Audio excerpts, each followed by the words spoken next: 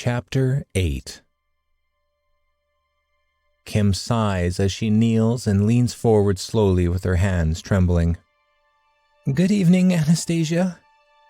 It is time." The Black Widow remains still in her web, having caught another insect of some sort recently. The thought enters Kim's mind that she will be eating Anna, who already has a belly full of another creature, and so on. The moment has finally arrived when she will be eating her last spider one way or another. "I'm sorry. I thought we would have a bit more time to get acquainted before. Well, let's just say it is surprising to me too. This is what I need to move past my nightmare. And I am honestly tired of focusing solely on my own bullshit.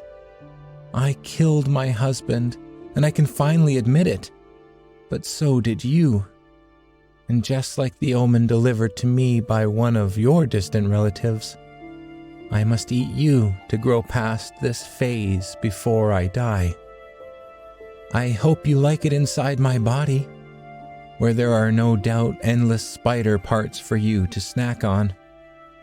But we are also something of kindred spirits in this world. Hopefully you recognize that kinship when we're bound together."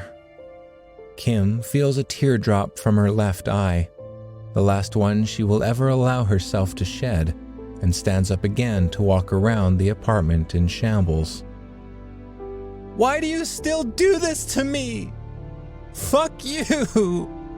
She shrieks into the sky, yet knowing if there is truly an afterlife that Alexander would not have traveled upward. "God damn it, Anna! I should be over this. I shared the story in my meeting. That means I have expelled it from my mind." The Black Widow spider waits solemnly as Kim stares at it with her chest heaving. She begins to sob and shake uncontrollably, reaching for the bag of jumping spiders to calm herself, but nearly gags when trying to eat one. "Take them, Anna. They're yours. I can't do this anymore." She sprinkles the bag over the web and releases the rest as several get stuck, and even more jump away through the apartment. "Today is the first day of the rest of our lives, for better or worse. But I know I will be cured either way. Are you ready for it?" Kim sits down and carefully goads the Black Widow into her hand with the other index finger. Anna drops gracefully and waits in apprehension before opening up again and taking a few steps forward. Kim lies down on the floor directly beneath her web and drops the spider on her face, as she has done so many other times with different, non-lethal species.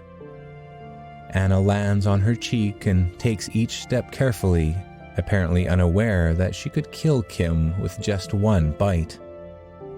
The thick and pointed black legs almost feel sharp on her facial skin, a shockingly different sensation from any other spider. Anna waltzes under her nose and circles upward with menacing, calculated steps. Kim is prepared for any outcome, but would much prefer to eat that arachnid instead of perishing from a bite to the nose. She thinks of her late, drunken bastard of a husband and how he already abandoned her for years before his death, followed by his family and then her own. She has confided in thousands of spiders before eating them, burying the secrets back inside her body forevermore. This is the key, the last piece of the puzzle before she will allow herself to finally be free. This is the test of fate that will determine whether or not she should walk away freely from her sins. Anna crosses the bridge of her nose and walks along her eyelashes until one of the legs slips and touches down on her eyeball. Kim forces herself not to blink with the quivering eye and stares up at two eager fangs ready to bite at any second. She moves forward again and flashes the red hourglass beneath her abdomen for Kim to see as closely as possible. As she has practiced so many times before, she opens her mouth with slightly pursed lips to attract the Black Widow back into a dark hiding spot. Anna scrapes her legs along Kim's eyelids and continues back down the face, directly toward her mouth. Kim wiggles nervously, knowing she has waited far too long for this moment, but has only just now built the courage to take the leap. She will play host to this great Black Widow spider or die trying. She gently breathes in to coax Anna further down her cheek before feeling the first of 8 strong legs stepping onto her tongue. Kim closes her eyes with satisfaction, having never felt the tantalizing danger of a Black Widow residing inside her mouth. But the weight has turned from agony to ecstasy. She exhales slowly through her nostrils as the spider's bulbous abdomen drags across her tongue, and the spinneret at the tip leaves a tingling sensation behind it. Anna feels her way around this strange cave, with her long and angular legs tapping at Kim's teeth and the roof of her mouth. The moment of truth is near. She has been dying for vindication and will finally fall into the fate she deserves. Anastasia continues to trapeze comfortably at her own pace, not feeling panicked in the least. As Kim gently scoops her with the tip of her tongue to lead back toward the throat, she cannot contain her excitement, yet that also means this most special of moments is nearing an end.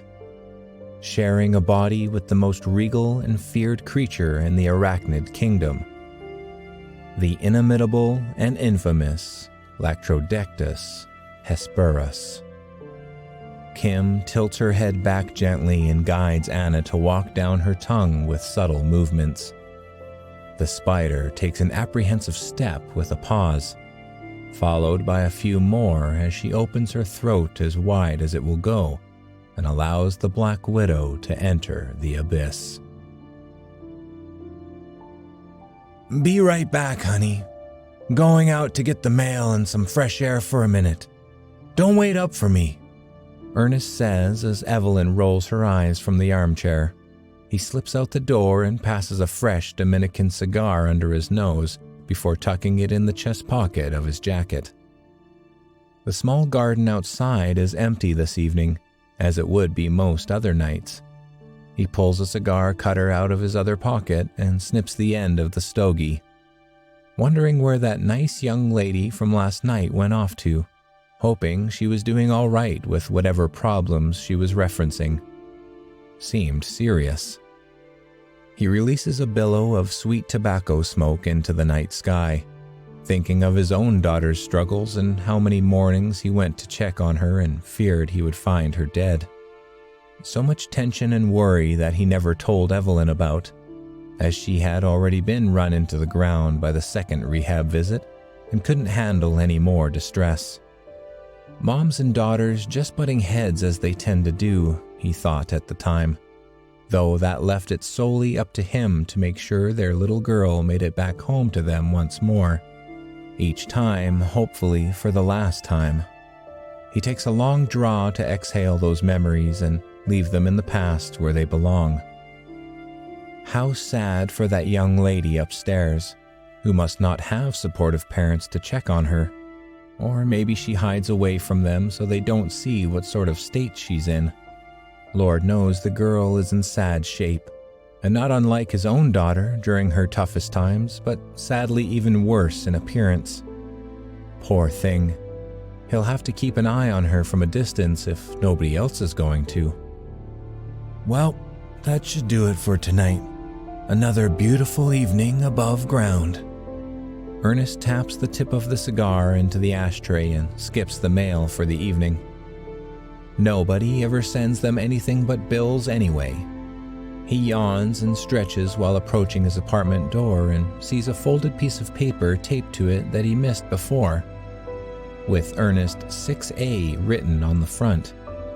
He approaches slowly and opens the letter. "Sorry to do this to you, Ernest. but you told me to let you know if I ever needed help. While I have definitely needed it since my husband died, I have only been able to admit as much in the past few days. By the time you read this note, I will be a free woman, whether I finally defeated my demons or succumbed to them. I can't say now, but my sincerest apologies if it's the latter. The struggles will be over for good next time we see each other, one way or another. Hopefully we can enjoy that cigar together, but you will have to teach me how to do it since I have never smoked one. Thank you for sharing the story of your daughter, as it helped me push myself to make the changes I had been blindly running from for so long. Pray that I made the right choice. Pray that I'm still alive. Kimberly in 6B. Ernest immediately drops the paper and runs upstairs as quickly as his aching knees will carry him. The elevator is stopped several floors above, so he dashes up the stairwell instead with a wince at every step, praying for her well-being exactly as she requested. Just like another morning of going to check on his daughter. He shuffles back down the hallway toward her room, trying to remember if he heard any loud noises earlier in the evening, yet he has been outside for a good chunk of time now.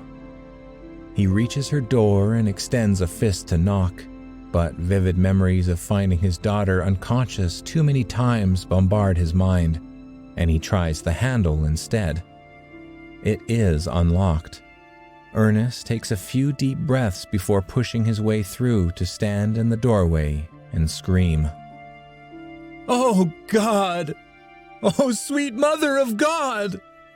Kim lies on the floor with her neck swollen to twice its normal size, and deep red veins running through the amorphous sack of dark purple flesh. Her eyes are nearly bulging from their sockets, and the whites are almost entirely bloodshot. Her stomach has burst open from a ruptured ulcer as thousands of spiders and spiderlings alike scurry out of the open cavity and scatter across the apartment. A single black widow sits perched atop Kim's nose, watching triumphantly over the chaos beneath. Ernest covers his mouth with his right hand and chest with his left, as his worst fear comes true at last. Imagining finding his daughter dead, but not being able to fathom the atrocity that lies before him. He steps backward in horror, tripping over the door jamb and stumbles backward to fall over the side railing, landing hard on the bricks below.